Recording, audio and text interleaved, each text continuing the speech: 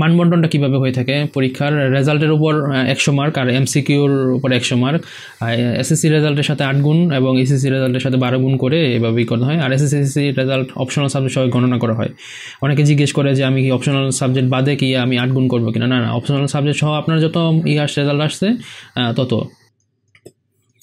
আর এমসিকিউর এইটা মানবন্টন হলো পদার্থবিজ্ঞানে 30, রসায়নে 30, জীববিজ্ঞানে 30 আর ইংরেজি ও সাধারণ জ্ঞান মিলে 10 নাম্বার। এখানে ইংরেজি বা সাধারণ জ্ঞান থেকে 5টা আসবে এরকমই না, দেখা যাচ্ছে 2টা ইংরেজি বা 8টা জিকে থাকতে পারে, অথবা দেখা যাচ্ছে 4টা 6টা, এবং এরকম কোনোই না, যিনি কোশ্চেন তৈরি করেন তার উপর ডিপেন্ড করে, এভাবে আর কি এমসিকিউটার প্যাটার্নটা হয়ে থাকে। আর সাধারণ জ্ঞানের বিষয় বলি, মেডিকেল থেকে একটু আলাদা, দেখা যাচ্ছে বাংলাদেশ, মুক্তিযুদ্ধ, খেলাধুলা, আন্তর্জাতিক, বিশ্ব মহাদেশ, প্রায় সব কিছু থেকেই কোশ্চেন আসে।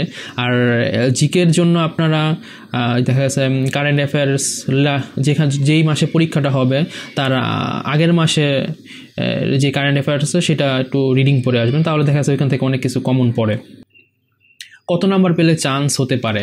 আচ্ছা, এটা আসলে অ্যাকুরেটভাবে বলা যায় না। আপনার দেখা যাচ্ছে রেজাল্ট এবং এমসিকিউ সহ যদি 175 বা 170-এর উপরে এরকম মার্ক থাকে তাহলে আপনার চান্স আশা করা যায়।